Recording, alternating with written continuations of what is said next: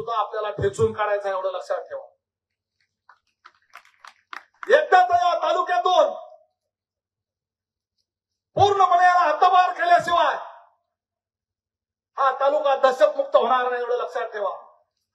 यांनी पोचलेले बगल बच्चे त्यांचा कार्यक्रम काय आहे? मग तुमच्या गावातल्या असू द्या, ना शेजारच्या अर्जुन सोन गावातल्या असू द्या, त्यांचा कार्यक्रम काय? गोरगरिबांना त्रास देणं, दहशत करणं. सोलापूरहून माणसं आणून तुम्ही या ठिकाणी दहशत करता, तलवारी काट्या घेऊन इथं माणसं फिरवता. ही कुठली पद्धत आली? लढाई असते लोकशाही मार्गाने लढा.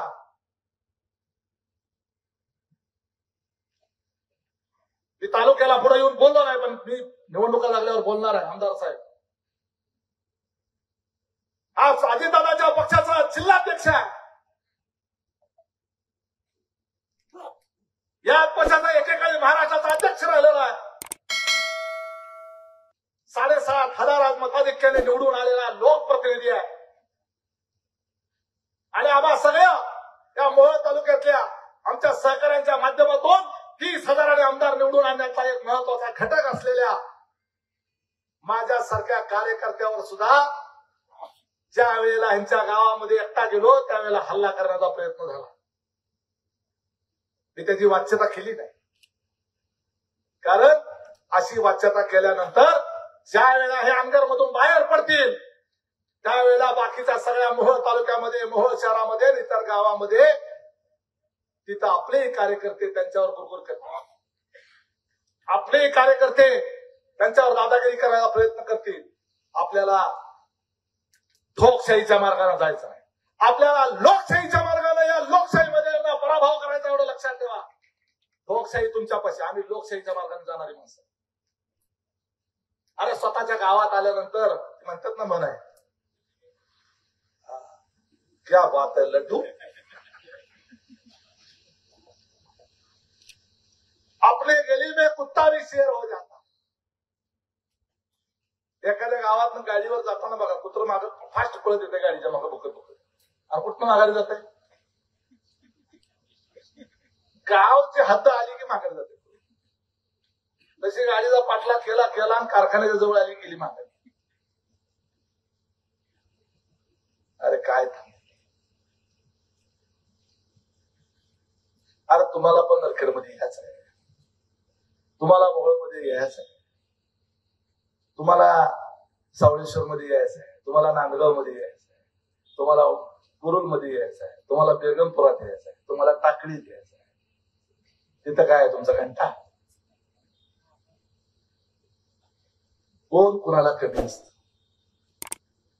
तुम्ही फक्त 12 वाड्याचं पाणी पिताय. उमेश पाटील हा 1200 गावाचं पाणी पिऊन आलेला, एवढं लक्षात ठेवा. म्हणून 4 वर्षाच्या कालावधीमध्ये तुमचं 50 वर्षाचं साम्राज्य उद्ध्वस्त करण्याची हिंमत दाखवू शकला, एवढं लक्षात ठेवा. अजून तर लय काळ जायचं आहे. त्यामुळं असल्या भंगारनादाला लागू नका. जास्त बोलणार नाही. पुण्यात, मुंबईत आपल्याला सगळीकडे महाराष्ट्रात फिरावं लागतं. त्यामुळं कुणी कवच कुंडल घेऊन जन्माला आलेलं नाही. मी बी नाही, तुम्ही बी नाही. त्यामुळं लोकशाहीच्या मार्गानं, लोकशाही पद्धतीनं लढाई करा, हिंमत असेल तर. त्याला पळपुटेपणा म्हणतात. एकटा माणूस बघून त्याच्यावर दगड मारणं, त्याला पळपुटेपणा म्हणतात. अरे हिंमत असेल तर स्वतः या पुढं.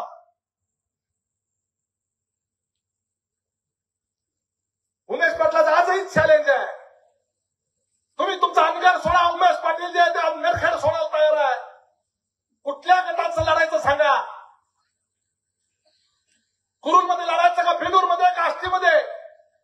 3 गट ओपन आहेत. कुठल्या गटात लढायचं सांगा. उमेश पाटील तुमच्या एवढा मातबर नाही, तुमच्यासारखा खानदार नाही, तुमच्यावरचा माझा बाप कुठला आमदार नाही, खासदार नाही, ना मंत्री नाही, ना आम्हाला कुठला दर्जा आहे.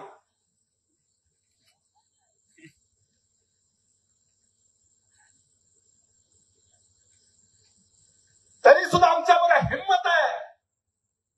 तुमच्या जर हिंमत असेल, एवढा प्रचंड हजारो कोटी रुपयाचा पैसा, एवढा मोठा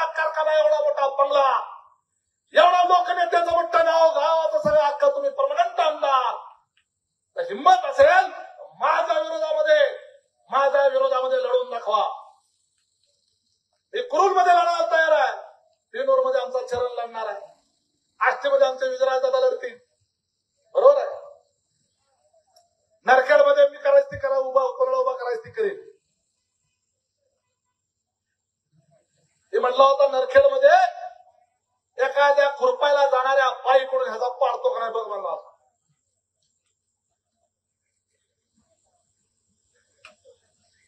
आता येऊन दाखव नरखेडला. मी स्वतः नाही उभा राहत नरखेडमध्ये. तुझ्या कुठल्याही माध्यमावर उभा करा, नरखेडमध्ये निवडून आणून दाखव. मी माझं गाव सोडतो, तू तुझं गाव सोड. हिंमत असेल तर. मोहोळ तालुक्याचा अनिष्पिक्त सम्राट तुला म्हणून घेतो होता ना. मग तालुक्याचा नेता होता का तुझ्या गल्लीचा नेता होता हे तालुक्याला तेव्हा कळेल. जेवढा आहे ना तेवढा पैसा ओतून बघून बघ.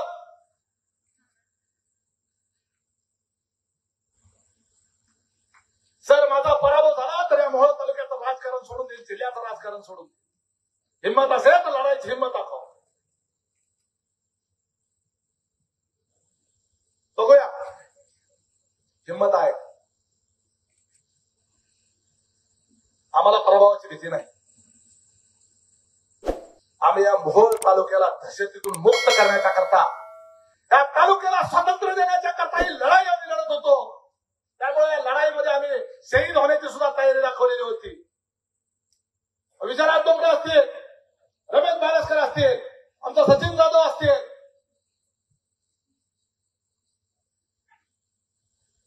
आमच्या मूळचे दीपक गायकवाड असतील, या सगळ्यांनी अतिशय ताकदीनं, संजय अण्णा क्षीरसागर देखील, आमच्या 16% सारखे अनेक कार्यकर्ते जे आहेत त्या लढाईमध्ये उतरलेले होते. आता सारखी चर्चा चालू आहे आमदार साहेब. चर्चा अशी चालू आहे की बचाव संघर्ष समितीमध्ये फूट पडली आणि त्याच्यामुळं काही जणांना उकळ्या फुटायला.